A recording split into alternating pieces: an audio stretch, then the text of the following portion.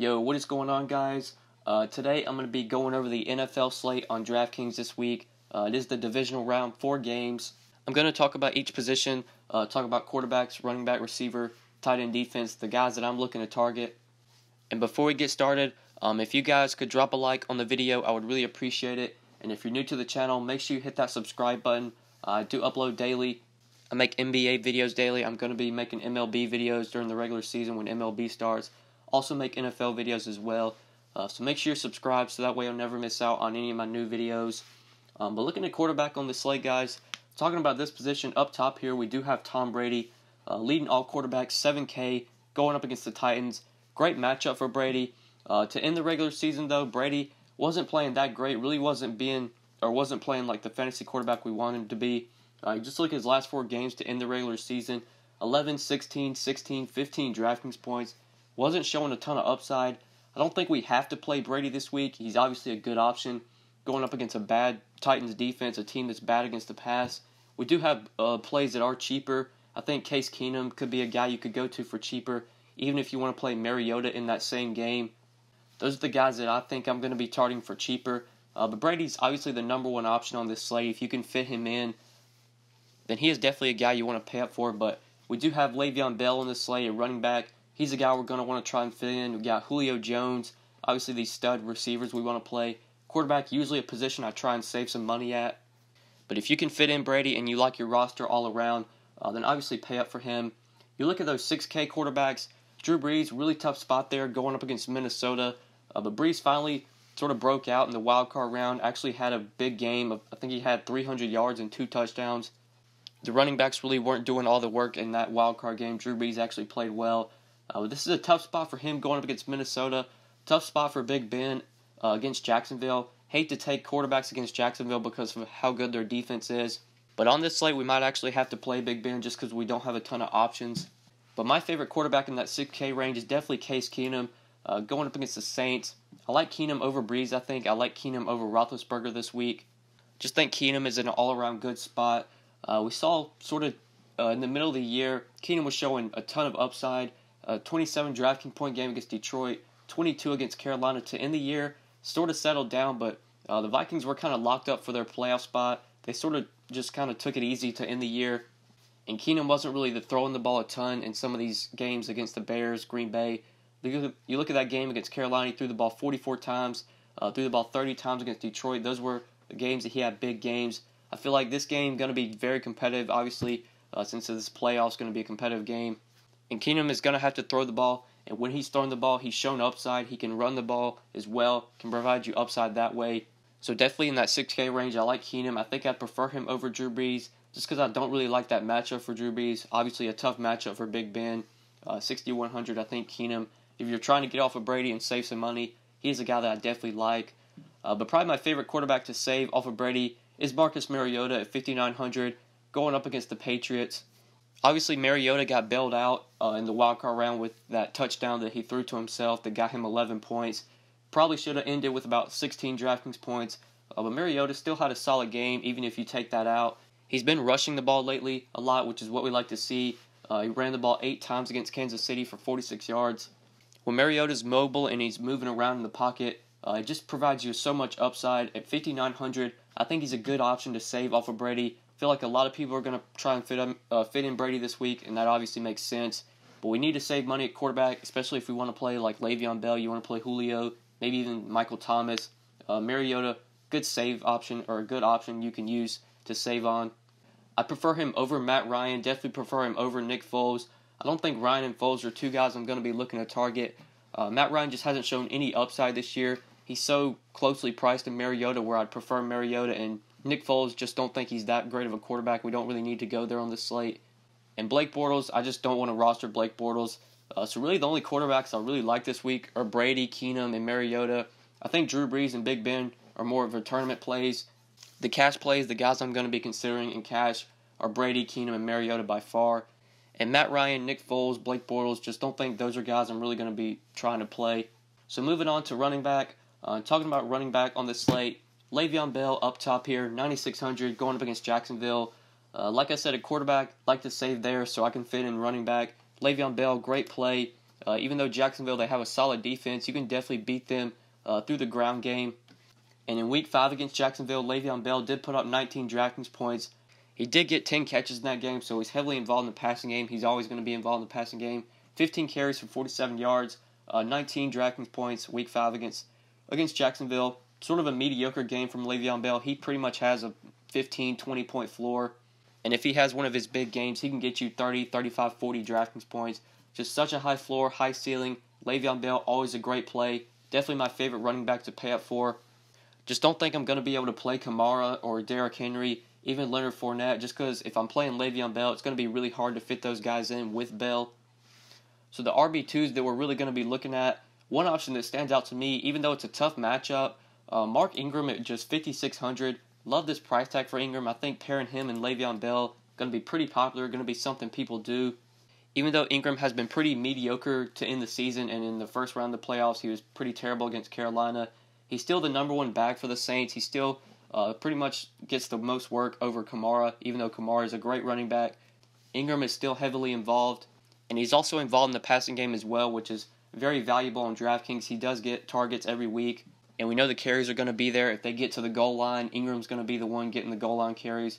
So pairing him with Le'Veon Bell, I think that's going to be a pretty popular way to go. Mark Ingram just feels too cheap. You do have Dion Lewis for 1K more, who is a great play. If Burkhead, James White, Gillislee, all those guys are inactive. We've seen Dion Lewis to end the year. He was playing great with all those guys inactive. He was getting a ton of work to end the season, those 2 games. With all those guys inactive, Lewis got 24 and 26 carries. Also got 5 and 7 targets, 35, 31 DraftKings points. But it looks like Burkhead's going to be returning at least. It looks like James White could be returning as well, which is really going to cut into Lewis's workload. I don't think we want to pay $6,600 for him when he's splitting work with those other guys. But if Burkhead, if James White, if Gillislee, if those guys are inactive, it's going to be really hard to avoid Dion Lewis. We might just have to jam in Le'Veon Bell and Dion Lewis, because Lewis at $6,600, just too cheap if he's going to be getting most of the work. But then trying to find value here, this is just a growth position for value. There's not going to be a lot of value on playoff slates just in general. I'm not expecting Devontae Freeman to miss this game, but he is listed as questionable as I'm recording this Wednesday. Obviously, if Devontae Freeman misses, Tevin Coleman, great value play at 4,400. But I don't think Freeman's going to miss. I think Freeman's going to play. And I'm not sure if we want to play Coleman just on this slate. So the running backs I'm really looking to target, definitely Le'Veon Bell, obviously. Dion Lewis, if Burkhead, if James White, these guys are inactive. Lewis, great option at 6,600. The value play that really stands out to me, though, is Mark Ingram going up against the Vikings. Even though it's a tough matchup, Ingram's just dirt cheap at 5,600. Those are really the running backs that I like this week and I'm looking to target. So moving on to receiver. Up top here, got Antonio Brown, 8,100. Pretty tough matchup going up against Jacksonville. We know how good their secondary is. Not a great spot for Antonio Brown. Obviously, if I'm trying to fit in a stud this week, it's going to be Le'Veon Bell. I'm going to prefer Bell over Brown. But you are getting some savings going off of Bell. Bell's 9,600, I believe. Brown, 1,500 cheaper. And in Week 5 against Jacksonville, he still had a solid game. Got 19 targets in that game, 10 catches. For 157 yards, 28.7 DraftKings points, even in the tough matchup against Jacksonville Week 5. Obviously, Brown, I think, is more of a tournament play this week. If you're playing cash, you're probably going to play Le'Veon Bell, and you're not going to have the salary to fit in Brown. But for tournaments, Brown to Big Ben, doing that stack is going to be low-owned, I think, at least, just because nobody likes taking players against Jacksonville because their defense is so good. I'm not sure if they pay up for a receiver, if they're going to go to Julio over Brown. I wouldn't think so. But seeing how tough that matchup is for AB, people might actually do that. But I think at wide receiver, if I'm paying up this week, I'd probably just go to Antonio Brown. I'm not going to be able to do that in cash, most likely because I'll be playing Le'Veon Bell and I just won't have the salary to pay up. But if you're going to pay up, I think you go to Antonio Brown. Prefer him over Julio. I think I prefer him over Adam Thielen. Michael Thomas is in a really tough spot, going to be matched up with Xavier Rhodes. That's a really tough matchup. And with Thielen right there in price, I think I prefer Thielen over Thomas. So maybe looking to this mid-tier for some receivers here. Alshon Jeffrey does seem a little bit too cheap in this 5K range at 5,500, going up against the Falcons. Obviously, Nick Foles being in a quarterback has hurt Jeffrey a ton. He's not been producing like he has to begin the year with Wentz, or during the year with Wentz. But some of these games, obviously he didn't play Dallas. He only played like the first couple of drives in that game, and that was one of the reasons he only finished with 1.8 DraftKings points. But you're getting a number one receiver at just 5,500. against a team that's probably going to be playing from behind. I have a feeling the Falcons are going to be able to win this game. And the Eagles are probably going to be playing from behind. They're going to have to throw. So Alshon Jeffrey at 5,500, Sanu in that same game. Those are the options that really stand out to me in that 5K range. And then going sub 5K, I think we can definitely go to Jacksonville and go to some of their receivers. Have a good feeling Jacksonville's going to be playing from behind. They're going to have to throw the ball.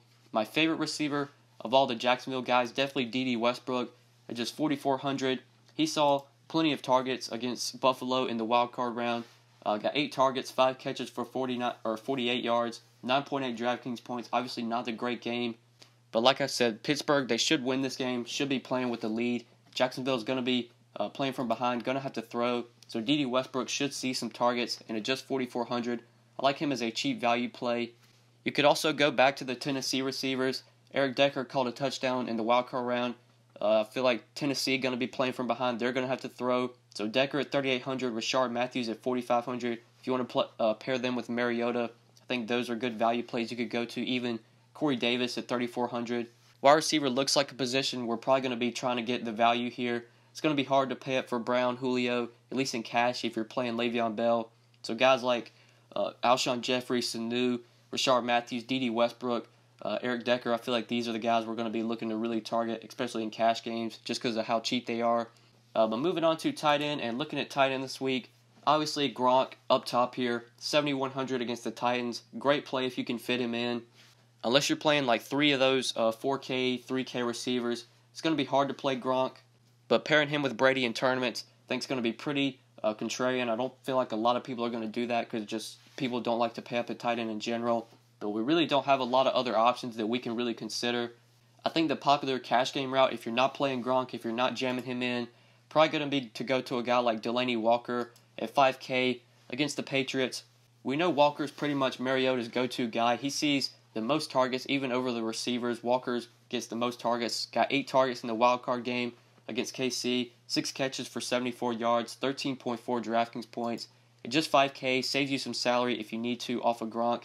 Even going to a guy maybe like Kyle Rudolph at 4,700. He is listed as questionable as I'm recording this video on Wednesday. But it looks like he's expected to play. And if he does play, he is another guy that you can use to save some salary at tight end if you're looking to go a little bit cheaper here. I prefer Delaney Walker for just 300 more over Rudolph, but both of those guys do make sense if you're not going to play Gronk. If you just want to get crazy and just need to save as much salary as you can, if you're trying to fit in maybe 2 or 3 studs and tight end's a position you want to punt, you can you could play Austin Hooper, maybe even Justin James. Just hope they find the end zone.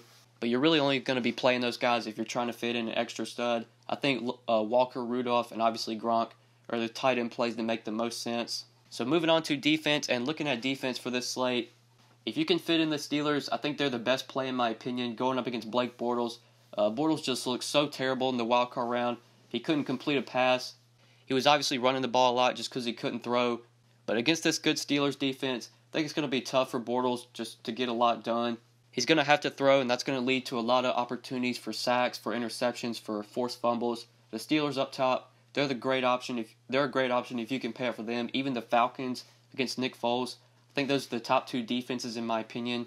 But we obviously want to save some money at defense if we can. If you're not going to play Mariota, or even if you do play Mariota, there's a good chance you're going to be playing a defense against somebody you already have in your lineup. So the Patriots at 3,200, even though Mariota did look solid and he was moving the ball, running around a lot, he was still making some dumb mistakes, still turned the ball over a little bit, will take sacks. And the Patriots are playing at home. They're just 3,200. They're probably going to be the defense to go to if you're not going to pay up for the top 2, Steelers or Falcons. The Patriots at 3,200. I think they're like the mid-tier play. And if you're trying to go for value, I would say the value defense I like would probably be the Eagles at just 2,600. They're playing at home against Matt Ryan. On the road, Matt Ryan doesn't play nearly as good on the road as he does at home in the Dome. And Ryan will definitely take some sacks as well. So just 2,600 as a cheap salary saver.